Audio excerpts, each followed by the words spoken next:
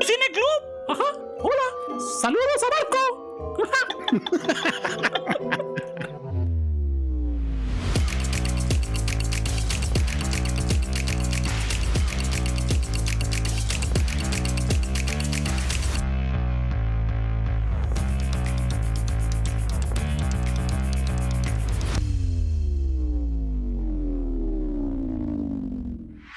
Cine Club es un podcast patrocinado por... ¡Nadie!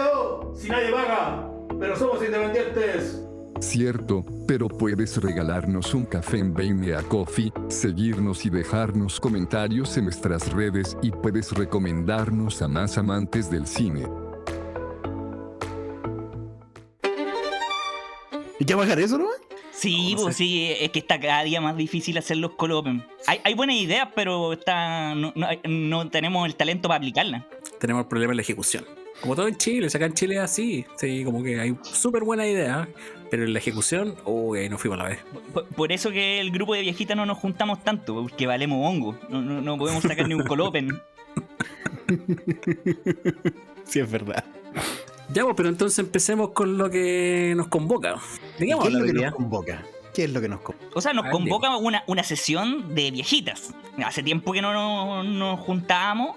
Desde Rebeca de Hitchcock, que no nos juntábamos. Y extrañamente, hablando de película, salió que queríamos hablar de fantasía y nos dimos cuenta que era de 1940. Aunque parezca muy moderna, así que fue como... Nos hacemos cargo nosotros de esa hermosa mochila y dijimos, hablemos de una película animada de 1940 llamada Fantasía. Que ya partiendo por el nombre, yo no me explico, o no sé, no encontré una explicación final de por qué se llama Fantasía y no se llama Fantasy. ¿Por qué se llama Fantasía y no Fantasia, como le dicen los gringos? Buena pregunta. Ya partimos con dudas que no sabemos responder, para que la gente vea que somos de verdad. Llegamos con las preguntas así, sin respuesta. Y me da paja preguntarle a la inteligencia artificial porque capaz que me conteste cualquier wea. No, ya más que malo. Oye, yo encuentro perfecto el nombre, weón. Yo encuentro perfecto el nombre, weón. Sí, no, y además le da un toque mucho más artístico que sea en otro idioma, que como en algún minuto hablaremos, como que justamente los gringos quieren escapar un poco de ser gringos en esta película. Que quieren ser un poco otra cosa. Así que hacerlo con otro idioma les queda perfecto. Oye, yo igual tengo que contar mi anécdota con esta película. Yo no es una película cualquiera para mí en mi vida, en mi biografía. A ver, dale. Porque yo cuando era chico, mis papás estaban en una de esas etapas de reconciliación después de... Y tú cachai, pues esas etapas de todo buena onda, buena música, todo bien entre ellos. Y un día en ese estado de felicidad post-crisis, me ofrecieron llevarme al cine. Buena onda. Hijo, ¿quiere ir a ver una película al cine? Obvio, tenía como 9 años. Y partimos pues, sin saber qué había en la cartelera. Fuimos al cine. Llegamos, me compraron la entrada y me encargaron con la señora del cine, weón, la que estaba ahí. Y me quedé viendo solo la película. Y se fueron. Y yo, weón, puta, no sé, qué película más rara. Me acuerdo del segmento haber disfrutado el segmento más famoso que el de Mickey Mouse. Otras partes no entendí nada. Sobre todo, ahora la parte del principio uno cacha. ¿Qué hace un cabro chico viendo esta weá? Y rapo, esa fue mi primera anécdota mi primer visionado de fantasía a los 9 años. Y claro, pues, weón, un montón de tiempo después me di cuenta por qué me habían ido a dejar al cine, pues, para estar 2 horas solo, pues. Pero me vine a dar cuenta muy viejo, pues, weón. Oye, pero en todo caso, buena experiencia haberla visto en el cine, pues, weón. O sea, yo no tuve esa oportunidad, no tuve esa suerte. Igual, por lo mismo te debo contar que no es algo que yo tenga muy patente, así como de las experiencias de verla en el cine, porque tampoco me acuerdo tanto, ¿cachai? Y tampoco eran cines muy bacanes los que habían en Chillán. De hecho, era el cine como el más básico donde lo fui a ver, en tal. Ah, por eso, no era como un reestreno oficial en cadena, po. Era era un cine chico, el cine más chico. Estaba pensando que tú, cabrón chico, en 1940, no me encaja. Nunca tan viejo. Nunca tan viejo. No llega tan lejos. Aunque tuvo hartos reestrenos de esta película y creció con el tiempo, porque al principio le fue mal. Es verdad. También existió una Fantasía 2000, que hace por ahí. Sí, pero vamos a partir por lo básico de decir más o menos dónde partió esta cuestión, de qué se trata, qué que es mi misión. Sí, es tu misión en esto. Sí. Ya, yo les puedo contar de lo poco que sé de Fantasía, no sé tampoco, pero Fantasía fue una película del año 1940 que creada por los estudios Disney, supervisada por el mismísimo Walt Disney, que lo que hicieron fue tomar piezas clásicas de música, tomaron piezas que si uno las ve ahora es puro filete, en el fondo puro filete de música clásica, y tomaron una serie de artistas, dibujantes de la época, y cada uno hizo un segmento y en el fondo hizo una animación para cada uno de los segmentos, y muy, ¿cómo se llama? Muy milimétrico, coordinado con la música, para generar esta obra que era un poco disruptiva, o fue muy disruptiva quizás en la época, porque en el fondo era animación mezclado con música clásica, sin mucho guión. Hay como, de hecho, cuando parte la película hay un presentador que es Tim Taylor, que era como un crítico de música de la época, música clásica de la época, y que el tipo lo que parte diciendo es: acá hay segmentos que son medio abstractos, hay segmentos que tienen un guión, hay segmentos como que son como de libre interpretación, pero en el fondo lo que quiso hacer Walt Disney en esa época fue juntar los mejores dibujantes con música clásica y hacer algo más o menos disruptivo para la época. Que lo presentan así como al principio como el guión es musical. O sea, ya no sé si eso será tan así. Obviamente no lo es. Pero esa es la idea que quieren presentar. El guión fue solamente los dibujantes escuchando y que eso producía la idea en la cabeza. Porque, por ejemplo, mismas obras que tienen una historia, como por ejemplo La consagración de la primavera de Stravinsky, que tiene una historia interna, pero no trata de lo que trata el de la película. El segmento animado, claro. Entonces era como lo que producía nomás en la persona que escuchaba eso. Obviamente con la supervisión de Walt Disney no fue solamente una improvisación. Había guión, pero buena la idea. Oye, pero estamos hablando que ya en 1940, en los 30 era como la edad dorada de la animación, donde Disney la llevaba con Blancanieves, Los Siete Enanitos, las películas previas a esta obra. Y igual es como raro pensar que en tan poco tiempo ya estaban pensando en hacer este tipo de innovación. O sea, hoy es impensable sacar una cosa tan disruptiva, siendo que ya se ha hecho todo. Y esto era como bien potente como para pensar cómo iba a impactar tanto como en el cine como en el resto de las artes, ¿cachai? Y fue, por lo que entiendo, bien fría la recepción, pero déjame decirte que es una obra que no va a morir jamás y yo creo que no va a volver, nunca va a bajar en su, ¿cómo decirlo?, en la crítica. O sea, siempre ha subido y yo creo que va a seguir creciendo. No creo que vaya a llegar nadie a decirte que esta película tiene algún defecto, pero igual es heavy pensar cómo en una etapa tan temprana ya apareció este elemento disruptivo en Súper temprano, pues sí. Tú estás diciendo Blancanieves del 37, que fue como el primer bombazo, y si les fue bien. Después es Pinocho, creo que se parece que es del mismo año. Del mismo año. Del 40, o fue como que la rompió, y ya con eso Walt Disney dijo: no, ya arriesguémonos.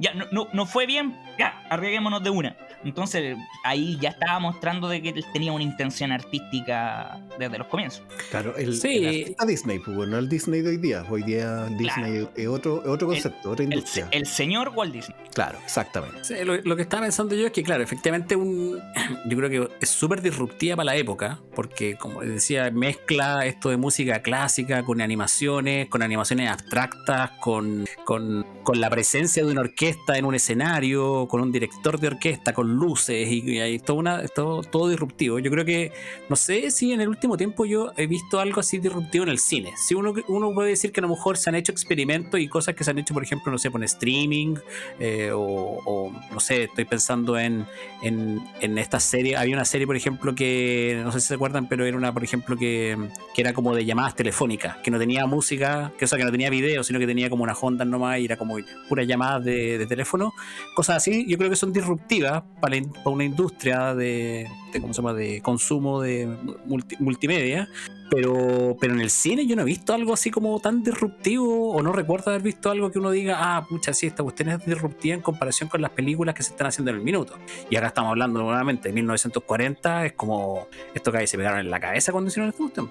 Y no suena nada disruptivo, si ese es el tema. Si por ejemplo utilizar una película y de que sea más artístico, igual lo hemos visto, así Loving Vincent, o cosas como películas que quieren parecer una pintura o cosas por el estilo, pero ya no estamos en 1940, ya se le ocurrió este tipo antes. Mira, yo resumiría que Fantasía igual es un hito bien único dentro de la historia del cine y probablemente de varias artes, que, bueno, unió la música clásica, la animación y con varias libertades creativas formidables, que es lo que más me gusta, pero creo que pocas veces se ha tratado de hacer lo mismo en la misma área. En el cine creo que no se volvió a hacer, y si se volvió a hacer, de haber sido alguna película independiente de algún país europeo, de esos pequeños, que no, del cual no llega al cine acá con la misma frecuencia que llega a Hollywood. Claro. Un cortometraje animado en el Oscar. Claro.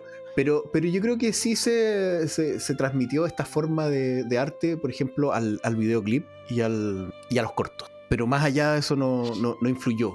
Pero quedó como una tremenda obra de arte en la historia del cine. Estamos hablando de 1940. Después, la única vez que se volvió a repetir fue el mismo hito, con el mismo título, que es Fantasía 2000, que en el fondo es la reimaginación de lo mismo. ¿Cachai? Entonces, Fantasía para mí es un hito bien único en la historia del cine. En lo ambicioso también le agregan un poco la película Dinosaurio. También fue como un poco ambiciosa, pero no ni siquiera en la misma escala de lo que fue esto. Y le llevaba tecnología, no solamente en lo visual, sino que le llevaba tecnología en el audio, que era súper importante. Hoy día nosotros vivimos en una época en que el audio envolvente en el cine es de lo más común, y de hecho el audio envolvente lo podemos incluso tener en nuestras casas. Pero Fantasía hizo el prototipo del sistema de sonido envolvente, que era bien artesanal, bien rudimentario, y que se llamaba Fantasound. Y cuando me puse a investigar cómo funcionaba, me sorprendió, porque era un sistema súper artesanal.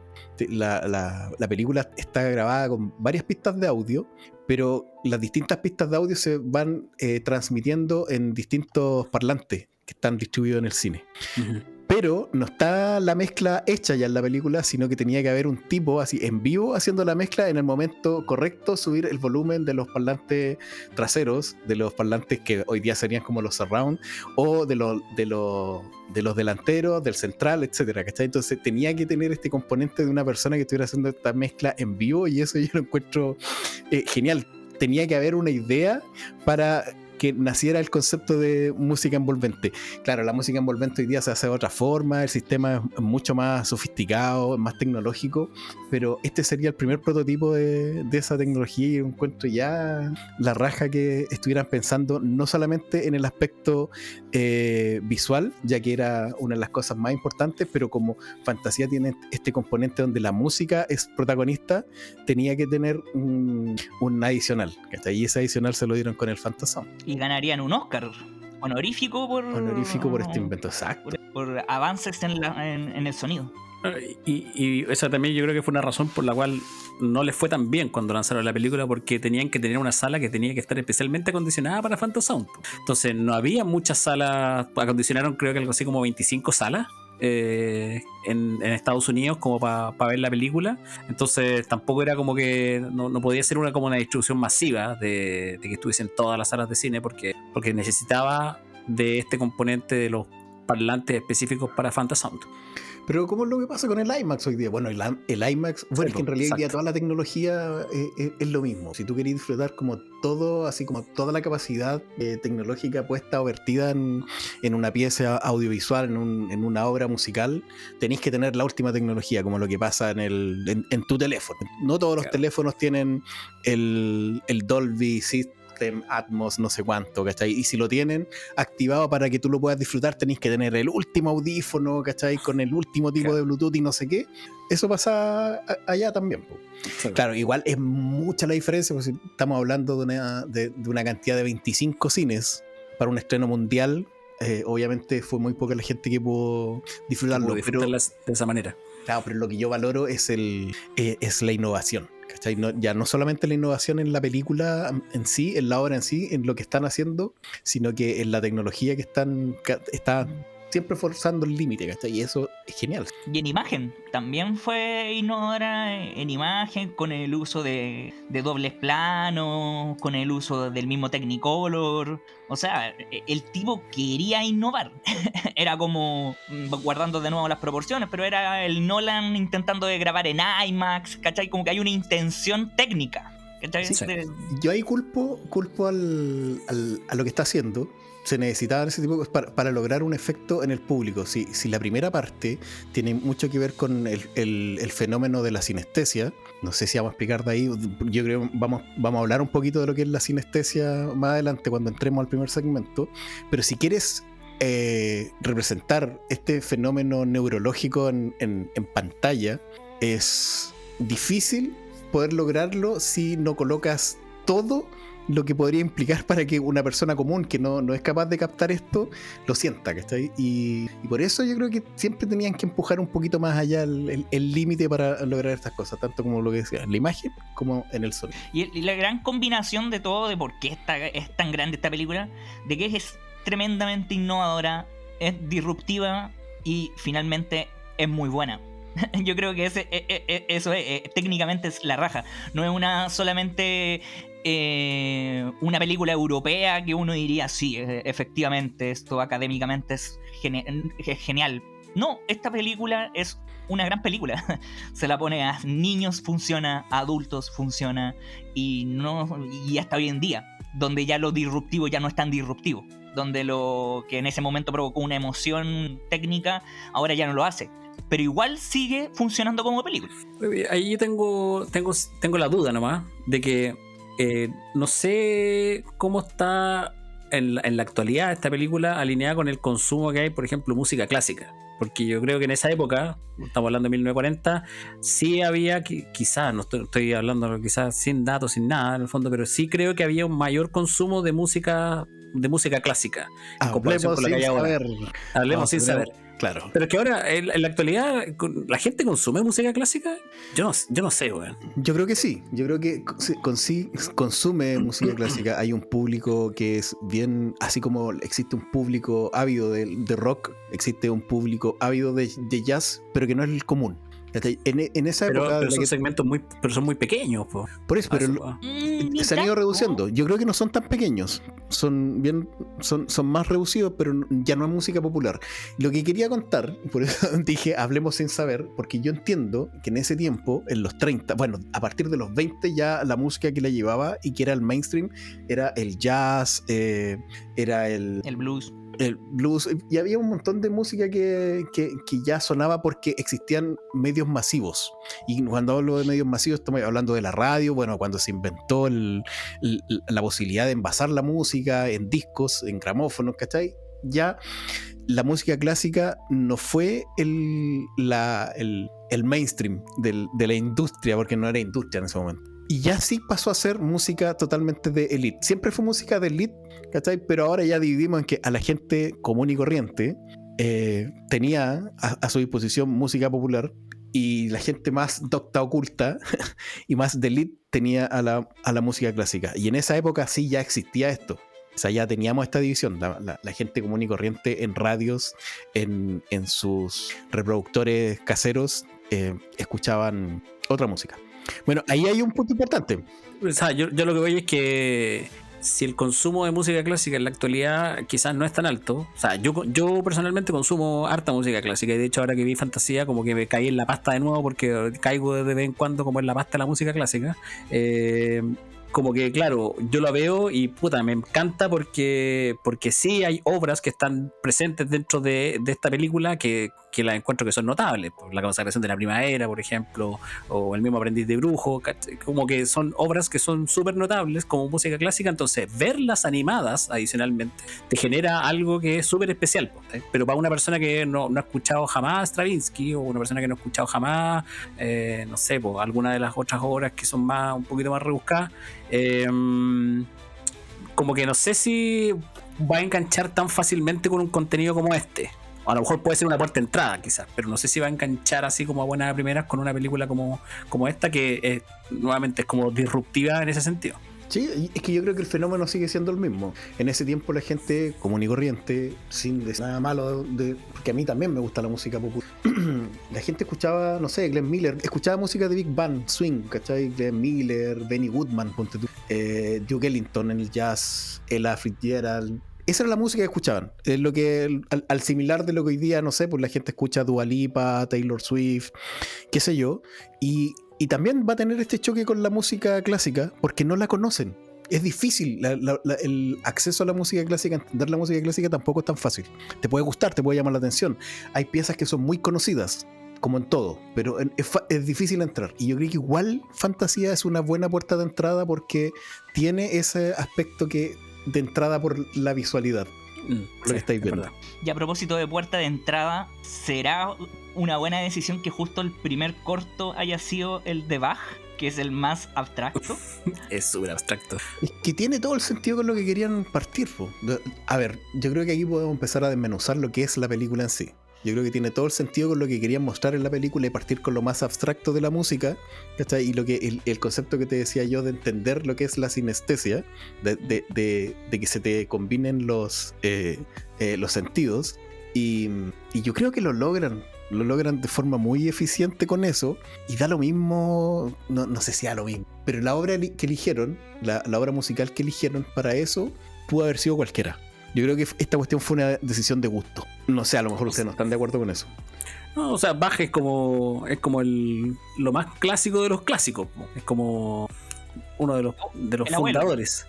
El abuelo de los, ¿cómo se llama? De los fundadores de la música clásica. Entonces, probablemente, estoy pensando en vuelta, un segmento partiendo con algo como Toccata y Fuga, que es una cuestión súper conocida o más, por decirlo, no sé cómo decirlo, masivo, dentro de lo reducido que es la música clásica. Ese Toccata y Fuga es como este filete. O sea, y aparte que con la forma de cómo lo presentan, que es súper abstracto, yo creo que parte con una cosa que es bien, como decís tú, bien sinestésico, como más interesante que quizás que a lo mejor los otros segmentos. Oye, mira, haciendo una pausa, yo creo que en este punto no debe haber nadie que esté en esta conversación que no haya visto la película, pero supongamos que hay alguien que no ha visto la película, no le podemos decir de qué se trata la película porque la película no se trata de nada o se trata de todo.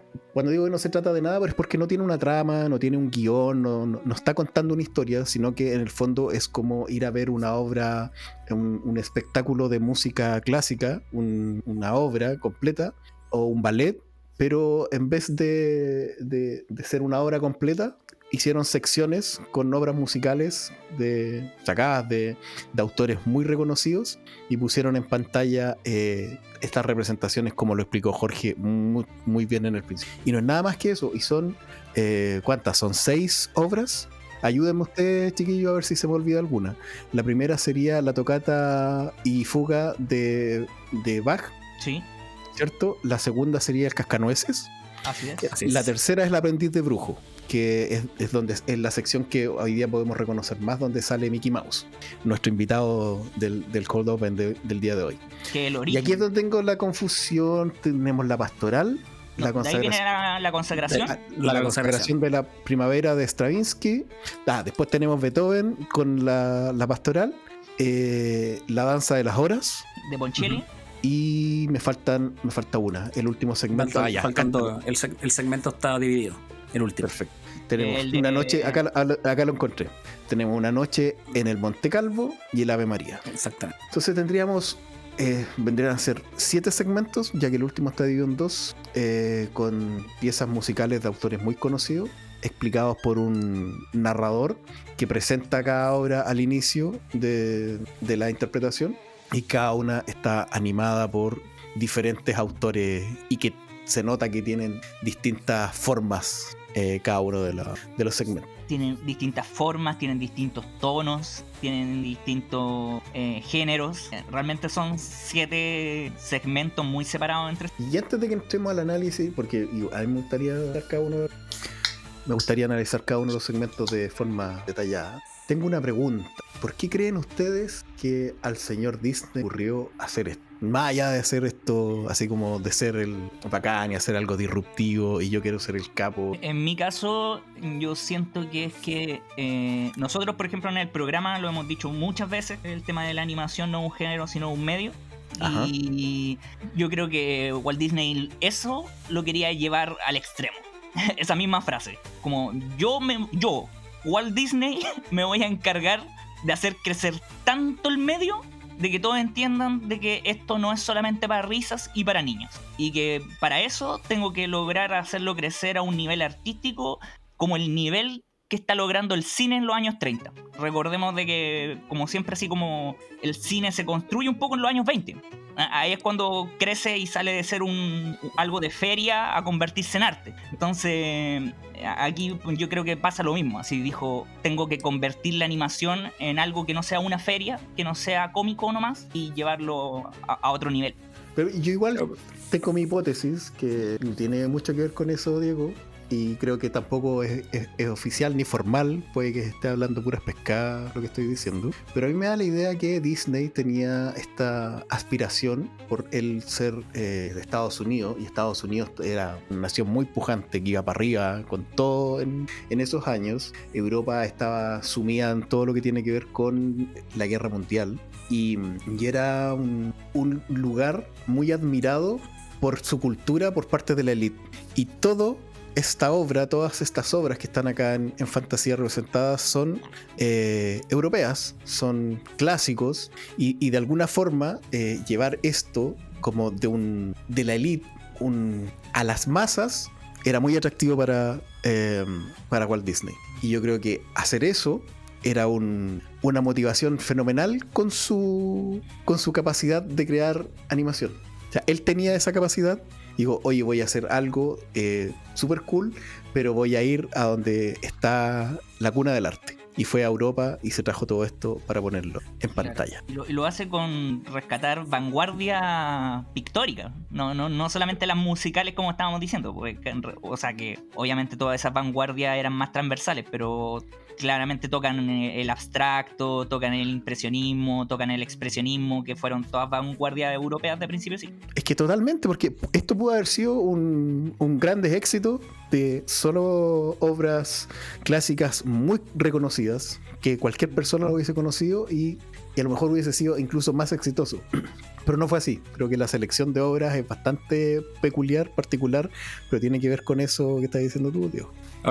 Ahora también hay yo creo que hay razones prácticas también, porque por lo que yo entiendo, lo primero que, como el corazón de la película, es el segmento del aprendiz de brujo de, ¿cómo se llama con la obra de Dukas?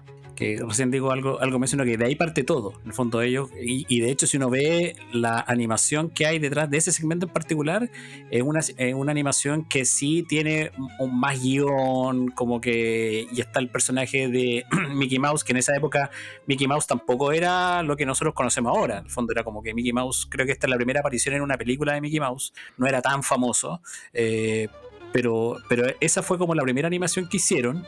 Y después se dieron cuenta de que económicamente esa animación por sí sola como que no iba a ser rentable.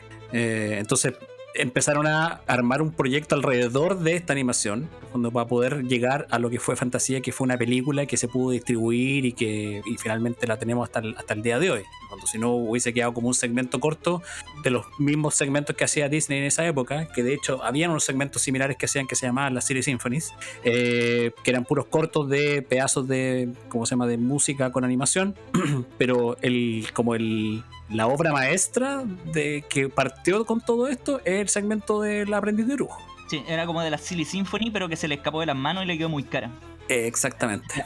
La Silly Symphony eran todas estas cuestiones como que uno tiene de memoria, de ver unos esqueletos bailando, todo como esa estética un poco también del juego Cuphead.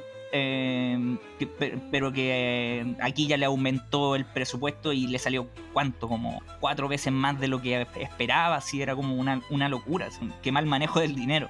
Y ahí, ya, no, tenemos que hacer una película o si no nos salimos a flote, que tampoco les salió tan a flote. Después esa fantasía casi arruina a Disney. Bueno, pero era como el modelo de negocio que usaba Disney, el que lo tenían como siempre en números ahí ras, porque era lo que a mí me gustaría que hicieran todos los artistas, lo que yo creo que cuando se empezaron a asesorar de ingenieros comerciales se fue a la vez. El hecho de invertir, tener ganancias o obtener ¿cómo se llaman? Las retribuciones por la obra y luego reinvertir para luego hacer más obras, ¿cachai? Ese era su modelo de negocio en ese momento y por eso lo tenía siempre al borde de la quiebra y no de haber perdido tanto Fantasía, pero ya el hecho de haber tenido pérdidas lo llevó ahí a estar al borde. Pobrecito, ¿qué pensaría ahora de tanto remake que no apuesta a nada cuando su técnica era apostarlo todo? No, de tanto remake que no apuesta nada y ganan millones, po. Ay, no sé, cabrón. Creo que ese tema, dejémoslo para... disfrutemos esta weá, porque esto es Disney. O sea, mi mamá tiene... Bueno, ustedes cachan que cuando uno dice... Para reafirmar algo, ocupa 2 veces la misma palabra y con eso ya... O sea, esta película es Disney, es porque es de la época de Disney, cuando Disney estaba vivo. Es de otra época, no el Disney de ahora, ¿cachai? Pero mi mamá hace eso mismo, pero serían 3 veces. Mi mamá dice, esta película es Disney. Pues, bueno, es como la tercera en la que la remarca. Y es porque es Disney, pero del Disney de la persona, ¿cachai? Es como marca registrada del autor. Supervisada por él mismo. Exactamente, bueno. Entonces, eso es lo que... Pero igual era una cuestión súper difícil, bueno, encuentro yo. Ahora viéndola, porque en la anécdota que les conté, cuando la vi cuando chico, obvio que yo no entendía nada, no sabía nada ni de música clásica, ni de animación, ni de ninguna cosa. Yo lo único que disfruté harto fue la parte de los dinosaurios, y digo, la parte de los dinosaurios y la parte de Mickey Mouse, porque así lo debo haber pensado yo en su momento. Pero imagínate que ahí, ahora que uno lo puede analizar y puede desprender cosas importantes de cómo está hecha la obra y qué la compone. Por ejemplo, poner en pantalla una obra programática que tiene que ver con música que busca evocar imágenes o contar historias sin palabras, es difícil. No tan difícil, por ejemplo, animar un ballet. También tiene ballet. Animar un ballet es más fácil porque ya por último tenía el concepto detrás por el cual fue compuesto. La parte sinestésica, ¿cachai? Esto del fenómeno que les decía neurológico, que en los sentidos se cruzan, ese yo creo que es el más peludo de todo, ¿cachai? Y también lo logra. Entonces se pone como objetivos súper difíciles para la película y los logra, ¿cachai? Esos desafíos hoy día no existen. Y lo hace con todo así como... Voy a probar con distintos tipos. Como ya, la primera que es súper abstracta, como hemos dicho. Pero también, como tú dices, cuando hace un ballet como el Cascanueces, está pensado como un ballet. Entonces cuando animan, también hay algo de baile. Pero por ejemplo ya en lo programático, como es la pastoral de Beethoven, cómo se escribe sobre algo que ya supuestamente tiene una historia, es fantástico. Es que la reimaginación es muy importante. Esa es la palabra, la reimaginación. Reimaginar algo es como fantástico. Mi experiencia ahora viéndola de nuevo fue... No sé, yo estaba muy, muy feliz. Estaba muy feliz, como voy a ver de nuevo Fantasía. La he visto ya varias veces. Pero esta vez... lo dejé hasta anotado en mis apuntes de que a los 8 minutos yo tenía los ojos llorosos, porque yo decía, no puedo entender que estoy viendo esto, no puedo entender de que se creara esto, que alguien se arriesgara a hacer y los que somos cinéfilos de alguna forma siempre estamos buscando algo nuevo, y esto fue encontrar algo nuevo en 1940, y esa cuestión a mí me emocionó mucho. Y después ya solamente fue ir creciendo con cada uno de los segmentos hasta ya quizá mi favorito, que ya es la consagración de la primavera o la montaña Calvo. Jorginho, vamos pasando por segmento, ¿no? ¿Qué te parece? Vamos pasando por los segmentos. Ya hablamos algo de Tócate y Fuga de Bach, po. Ese fue el primer segmento, que es bien... es súper abstracto porque parte, bueno, en realidad todo parte como que siempre están mostrando la orquesta, hay mucho de juego de mostrar la orquesta, mostrar al director, que era un director súper consagrado en esa época, Leopold Stokowski, y con juegos de colores, con colores de fondo, y parte esta Tocata y Fuga, y son llega un minuto en que empiezan a aparecer como notas, puntos, y todo está, y que de hecho una de las gracias que tiene es que está muy milimétrico y muy, ¿cómo se dice?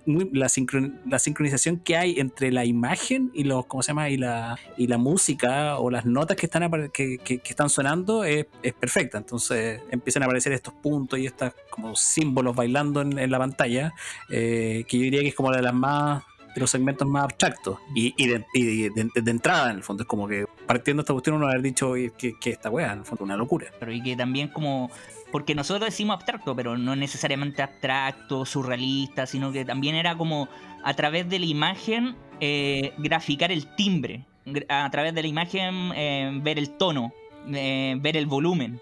De alguna forma también era como una clase de como conceptos básicos de música. Por eso que, como dicen ustedes, sí funciona muy bien como puerta de entrada. A ver, yo lo que puedo explicar, o que quiero tratar de explicar, porque la sinestesia es una condición que tienen algunas personas, no es algo que podamos llegar a experimentar todos. A menos Entonces, que sea con drogas. Claro, puede ser. No, pero mira, notas graves estallan, por ejemplo, en rojos y púrpura. Las melodías medias fluyen en tonos azules, verdes, los agudos más amarillos, blancos, naranjos. ¿Cachai? Es como que eso uno lo puede empezar a apreciar de a poquito, como que entra por ahí. Entonces después empiezan a aparecer, no sé, como pequeñas explosiones, ¿cachai? Rayos, empiezan a aparecer formas de diapasones. Y esas formas de diapasones también van tomando los colores de las notas que se están representando en ese momento, ¿cachai? Entonces se van sumando componentes cada vez que la música va creciendo, cada vez que la música va como en increciendo, la visualidad también. Y eso es lo que hace el segmento, que hace que aparezcan cosas que musicalmente no son visibles, pasan a ser visibles en la pantalla. Y eso es súper choro, y es un segmento bastante corto, diría yo que el segmento más corto, uh-huh. pero es una buena obertura a lo que vamos a ver después, porque en el fondo es como que estuviéramos afinando. No sé si me entienden, sí, como sí, que sí. La orquesta afina en algún momento al principio, y acá como que estamos afinando lo que vamos a ver en el resto de la película. Claro, después nos pasamos al segmento del Cascanueces, que el Cascanueces es una obra que ya es como bastante más, o sea, a esta altura es bien clásica. En el fondo se representa, por ejemplo, acá en el Teatro Municipal de Santiago se representa todos los años, y el Cascanueces tiene como dentro del Cascanueces hay unos segmentos que son súper conocidos, que son como la danza de del azúcar, o la danza árabe, la danza rusa, y acá en el fondo están esos segmentos representados, que es un poco más llevando a algo más coreográfico de dibujitos, junto con la música, y que yo creo que también tiene melodías que son súper reconocibles. Entonces como pasamos de una cosa más abstracta a una cosa que es un poco más digerible, por decirlo de una manera. Claro, pero sigue siendo, claro, tiene el mismo espíritu original de la obra, que es un ballet. El presentador, tú dijiste cómo se llama, a mí ya se me olvidó, Jorge. Tim Taylor. Él dice que es loco como pasan las cosas, porque al autor no le gustaba el Cascanueces, y yo estuve investigando, me dejó loco su comentario, y la verdad es que no le gusta, no era que no le gustara su obra, él estaba muy conforme con su música, no le gustaba la obra completa junto con el ballet, lo que era el ballet. Pero su música a él sí le gustaba mucho, y la música es muy reconocible, y eso da como para esta reimaginación, porque acá no aparecen los juguetitos bailando ni nada de eso, los juguetes que cobran vida del ballet original, sino que aparecen hadas que controlan las estaciones, estos champiñones, no sé, estos honguitos que bailan, sí. Los cochinitos los son peces, claro, sí. Flores que son bailarinas, etcétera, que es una reimaginación de lo mismo, y capaz que Tchaikovsky le hubiese gustado más esto que la obra original. Si no se hubiera matado. Parece que Tchaikovsky, cuando yo lo que entiendo, cuando presentaron la primera vez el Cascanueces, parece que le tiraron el Cascanueces por la cabeza. Entonces por eso como que estaba como medio enojado. Hay como después hay unas versiones posteriores con otra con otras coreografías, que es de, puta, no me acuerdo en este minuto, es un coreógrafo ruso muy famoso que hizo reinventó el cascanueces años después, y que esa fue como la más aceptada, pero la original fue como que le tiraron el cascanueces por la cabeza a Tchaikovsky, por eso estaba medio dolido, porque a él le gustaba, pero la primera versión fue como, oye, ¿qué es esta wea? Es que es música por encargo. Mala, creo que esta obra por mala tu wea. Le tocó difícil a Tchaikovsky. Le tocó difícil. Y después pasamos al segmento que el que inició todo, porque es el segmento del aprendiz de brujo. Este es como pasamos a un plato un plato fuerte. No, esta weá es una joya. Esta es una weá, Es joya. Es joya. Cerremos la puerta. Eso solamente lo hacen los genios. No tengo nada que decir. Esta weá es un 5 estrellas en el corto del aprendiz de brujo. Es verdad. Pero tiene una gracia, creo una gracia y una diferencia con el resto de las piezas. Que esta es una obra que sí tenía guión, y es una historia que sigue a la historia original. Claro. No, y aparte que la imagen, como que en el colectivo está la imagen de Mickey Mouse con el sombrero y con ese, como, no sé cómo es, como una capa que tiene. Esa imagen la tenemos todos. Bueno, es como que quien no ha visto alguna vez Mickey como mago, y probablemente ha visto el segmento o pedazos del segmento del aprendiz de brujo en alguna parte, y es un clásico de clásicos. Sí, está basado en un poema de 1700 y algo. Ajá, así es. Sí, ¿cómo se llama? Con la trivia que hay con el segmento del aprendiz de brujo es que el hechicero que aparece ¿cómo se llama? El aprendiz de brujo se llama Jen Sid, así se llama, que es Disney al revés. ¿En serio? Buena. Sí, el brujo ese se llama Jen Sid. O sea, se veía como un mago. Me gusta la idea. Probablemente él se veía a sí mismo y está representando al mismo como el mago. Y que era capaz de controlar todo. Bueno, si no lo han visto, si no se animan, yo les voy a contar de que Mickey Mouse es un aprendiz de mago que lo mandan a cargar agua, pobre, y se pilla por ahí el sombrero de mago de su maestro, y esto le permite animar una escoba que pilla por ahí y logra que la escoba le ayude a cargar agua. Pero pasa que después de un rato se queda dormido y la escoba sigue agarreando agua, empieza a inundar todo, y Mickey Mouse supo cómo partir, pero no sabía cómo detener el hechizo. Así que después del desastre regresa al maestro, tan por el poto, le quita el sombrero y resuelve todo. Como que esto se descontroló. Cómo contar una historia cortita de forma perfecta. ¿Y cuál es la metáfora? Tiene que tener una metáfora. El peligro de conocer las cosas sin saber para qué son, cómo usarlas. ¿Se está adelantando la bomba atómica? Puede ser. Tiene muchas aplicaciones esa moraleja. Ya, el siguiente segmento es el segmento que para mí me parece el de los más extraños de toda la película, que es el segmento de la consagración de la primavera de el señor Stravinsky. ¿Pero por qué te parece extraño? Me parece extraño porque ya en esa época como la obra de la consagración de la primavera era una weá muy rara.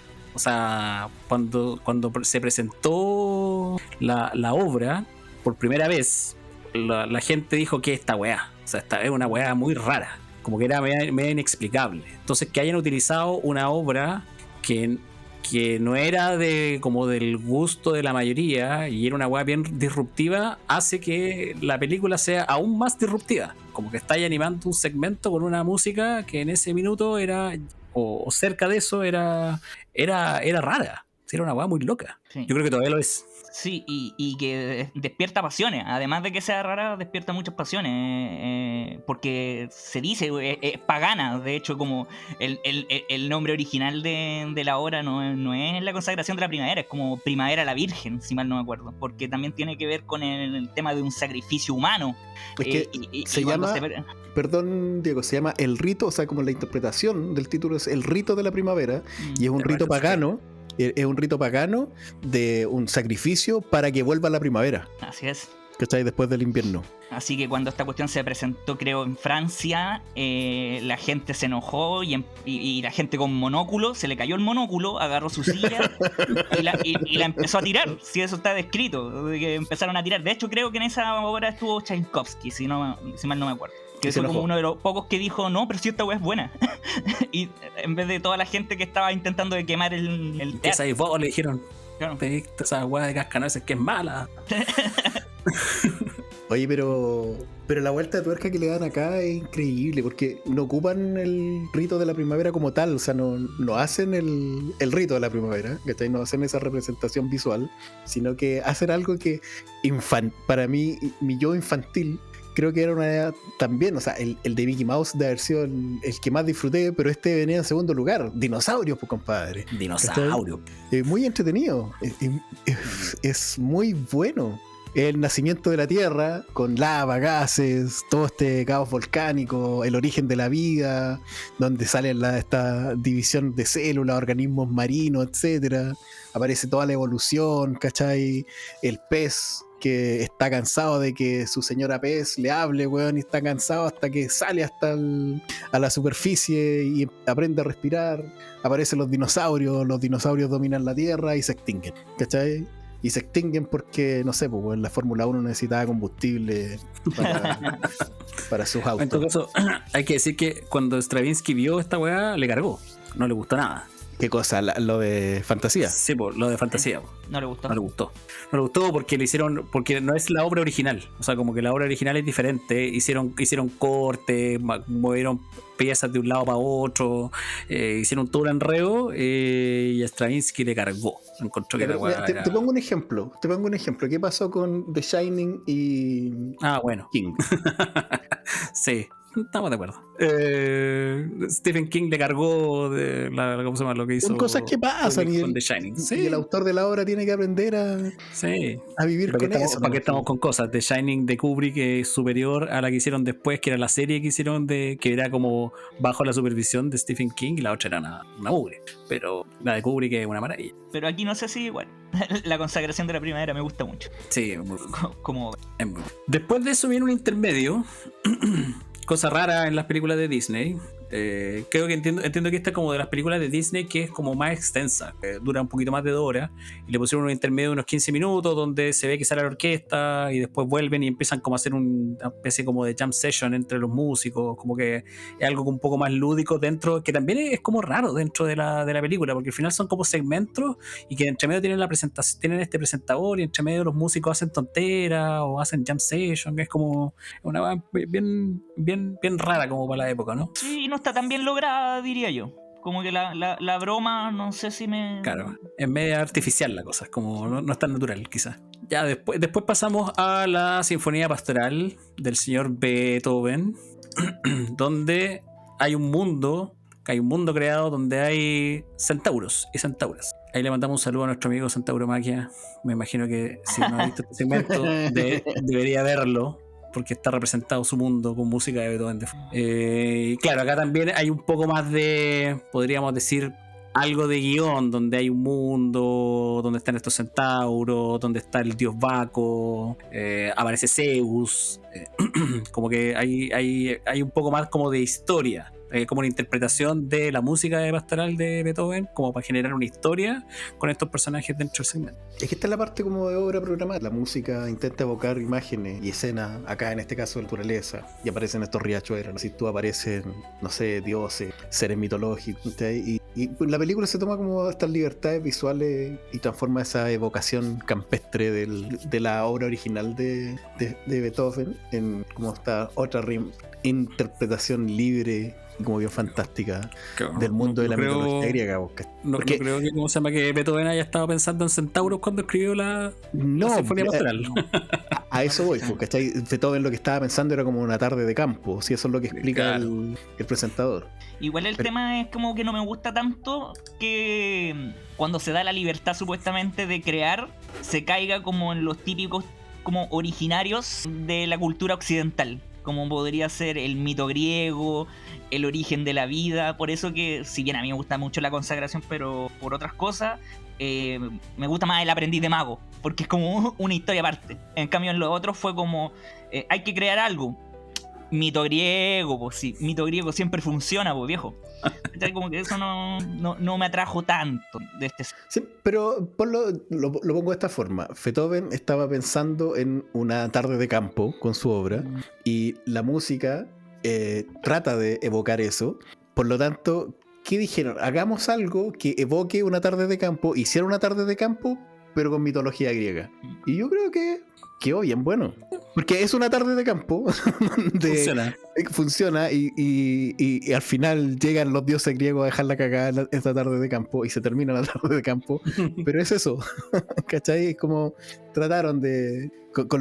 adicionándole este elemento de mitología griega. Y un campo natural y de rito, porque es de es un campo de fiesta, es un campo de apareamiento, es un campo de vino. Eso también es como no un campo como lo entendemos solamente ahora, sino también es como un campo lleno de vida. Mucho copete. Mucho. Oye, después viene otro segmento que se llama La Danza de las Horas, Ok, me gusta. de Botticelli, que es como, no sé, yo encuentro que es como que tiene la animación quizás como un poco más como nítida, por decirlo de una manera, como que la animación es muy clarita en la forma de cómo la dibujaron, y tiene todo como imaginario de un ballet con elefantes, hipopótamos, con avestruces. Es como muy de fábula. Y chistosísima. Y Es muy chistosa. y muy chistoso. Sí. Es muy chistoso. No sé cómo la cuestión de 1940 con avestruces de dibujo animado me tenía tan cagado la risa. No, por eso ya es como esta idea de cuando dicen, no sé, como que no sé, el contraste entre que uno piensa en las figuras de danza, de ballet, que son como, no sé, mujeres Esbeltos. flacas, pequeñas, esbeltas, ¿cachai? Como en contraste Ágiles. con estos hipopótamos y estos elefantes que están bailando. Es como, yo creo que eso es lo que... Y yo creo que después eso se transformó como en una imagen del contraste del ballet. Sí, Como de- el hipopótamo con tutú es algo El que... hipopótamo con tutú, exactamente. No, y un cocodrilo parado, ¿cachai? Y que el cocodrilo se enamore de una hipopótama, ¿cachai? Que como tiene tantas cosas, tiene tantas Igual cosas es y es gracioso. Igual es fumada la weá. Sí, Creo que totalmente. esta weá es que la he fumado alguna vez. Yo creo que no sería malo. weón. Alguna vez, como si no lo hubierais visto, ya. No, no te he fumado. No, de verdad. Pero de verdad, en serio. Yo creo Ya. que me hace falta. Gente, próxima vamos a hacer una votación. Ustedes Vamos a hacer pueden una votar. pizza. Vamos a hacer una votación. ¿Usted le cree a Jorge que no la había fumado o sí le cree? Nunca la he fumado. Bajo el efecto de ningún tipo de psicotrópico. Por algo me acuerdo. Ya, bueno, ya. Ya, y vamos al último segmento. Por el último segmento que es como una doble presentación. Que por un lado está una obra que también a mí me parece que es muy rara que la hayan incluido, que es una obra de Mussorgsky, que se llama, y que la traducción a mí siempre me da risa la traducción de esta obra, Sí. que se llama Una noche en el Monte Pelado o Una noche en el Monte Calvo. Te calmo. Como que bueno, es que no sé por qué le ponen esa traducción cuando como es como el The Bald Mountain, pero como me suena divertido que sea como La noche en el Monte Pelado. Y adicionalmente tiene el Ave María de Franz Schubert. Entonces como que están las dos obras en un mismo segmento. Que es la parte de ¿cómo se llama? Del Monte Calvo de Mussorgsky. Es un demonio que despierta unos espíritus malignos. Y entonces como que es toda una sección que yo no sé cómo la habréis visto tú a los 8 años en el cine, Juan Carlos. Yo creo que después de eso algún cable se te ha saltado por lo menos. Y después todo ese segmento en el fondo pasa a ser como el amanecer y se transforma como en el Ave María de Schubert, que es como una obra que es como angelical, como que es la transformación de una cosa por otra. Pero es que, no sé, la interpretación mía al ver la obra tiene que ver con lo dice el presentador, pero es como súper evidente que esta montaña cobra vida como un demonio gigante, o como el demonio gigante que invade y se hace de la noche completa. Y claro, y en la segunda parte es como el triunfo de la luz sobre el mal, ¿cachai? El día le gana a la noche. Y es súper lindo el concepto. Aunque se le acusó de satánica. Es que claramente es heavy el segmento que tiene que ver con el Monte Calvo y esta bajada del demonio. Es, o sea, sobre todo en aquellos años tan conservadores, claramente tiene que haber habido algún conservador que levantó la manito y dijo: oye, pero ¿qué es lo que estoy viendo? Si hay un demonio abriendo sus alas, invocando espíritus, ¿cachai? Desatando todo el terror y brujería, ¿cachai? Hay espectros danzantes por ahí, espíritus saliendo de las tumbas. catacumbas, ¿cachai? Hay monstruos, fuego, sombra, todo muy satánico. Pero por otro lado, todo esto termina con el triunfo de la luz, ¿cachai? Como que si lo terminas de interpretar bien, no sé por qué podría funarlo. Pero... Y con el Ave María, que también tiene un contenido religioso. Exactamente, o sea, como que el Ave María le gana esto. Ahí triunfa. Bueno, pero ahí me parece raro haber incluido Mussorgsky, que es como otro ruso. Quizá en esa época los gringos no estaban tan peleados con los rusos. Pero es también como una música bien extraña y no de gusto popular quizás como para incluirla, y me parece extraño. A mí me gusta esa obra en todo caso, y me gustan otras obras de Mussorgsky también, no sé, pues, como los cuadros en exposición, puta, tiene una serie de otras obras que son fantásticas, pero en todo caso a mí me gusta más el segmento de los demonios, lo encuentro que es genial, porque las animaciones que tiene con esas almas, como dices tú, con esos esqueletos que vuelan y que salen de las tumbas y todo eso, es como que es bien fumado en todo caso, y termina así, abruptamente, o sea, como que termina la película que como que parte todo con este presentador. El presentador va dando indicaciones de qué es lo que viene y contando un poco como el resumen de eso. Al final la obra termina con el Ave María de Schubert y termina finalmente. No hay, final. no sale el presentador, no se despide nadie. Y no se despide nadie, no hay escena post crédito, ni una wea. Que es exactamente lo que vamos a hacer ahora nosotros. Eso. ¿No? Chao. No, nosotros no somos así. Así que esta obra, si bien está en 7 partes, yo sí siento de que son tan distintas cada una de las partes que tú quieres ver la siguiente por lo nuevo que puede venir. Y eso también le da una conexión entre segmentos. Así que si no la han visto, a verla. Y no solamente por segmentos, agarrar la película y verla entera. Sí. El peor de los segmentos es una obra genial. Mira, hay una astucia en la película que tiene que ver con la introducción de este presentador que te habla algo de la obra que viene, pero además de alguna forma te desafía a entender lo que te está diciendo la obra. Con alguna frasecilla, esto va a pasar, y en el fondo tú tienes que ver ese pedazo de la obra o ese segmento y en realidad ver si lo que dijo el presentador es lo que pasa o cómo lo interpretas tú. Entonces, eso igual es entretenido porque en el fondo te da una pildorita al principio, antes de cada segmento, y tú puedes con esa frase, con esas palabras, ver si la interpretación es correcta o añadirle lo tuyo. Entonces, igual te va instando la película a seguir viéndola, a seguir viendo el segmento que continúa. Y si no, acá yo tengo mi teoría, que esto igual funciona como si fuera un CD o un cassette o un disco de vinilo. Ah, correcto. Pesca cualquier segmento y velo. Son 20 minutos, o 10 minutos, o 15 minutos, y lo vais a disfrutar igual, mucho. Como si pescarais un cassette, un vinilo o un CD y colocáis solamente la canción que queréis escuchar en ese momento. Y punto. No va a pasar nada.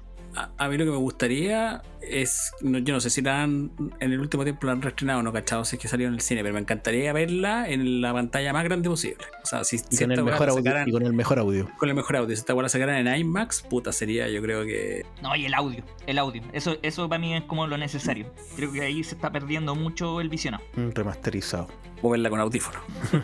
La que quedó chica, eso sí, fue Fantasía 2000, un intento posterior de hacer algo similar, pero siempre es como esas películas que uno dice así como la 2 no es tan buena como la 1, pero igual es buena, igual es buena, igual tiene buenos segmentos, se repiten algunos, se repite Beethoven, se repite Stravinsky, ahí tiene un segmento que es el pájaro de fuego, que también es increíble. Así que si uno quiere caer en la pasta, hay en Disney Plus la primera, la segunda y seguimos, ¿no?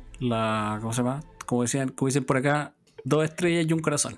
Sí. ¿Tan poquito de estrella? No. No, un poquito más de estrella. Sí, lo que le pesa solamente es que tiene la previa. Pero igual uno va notando que hay como cada uno de los segmentos tiene un análogo en el original. Como el de ballet de los hipopótamos es parecido al de los flamencos en Fantasía 2000. También otro de Stravinsky, el pájaro de fuego, también es como similar. Hay una de Beethoven que es media abstracta, era como la de Bach, la anterior. La quinta.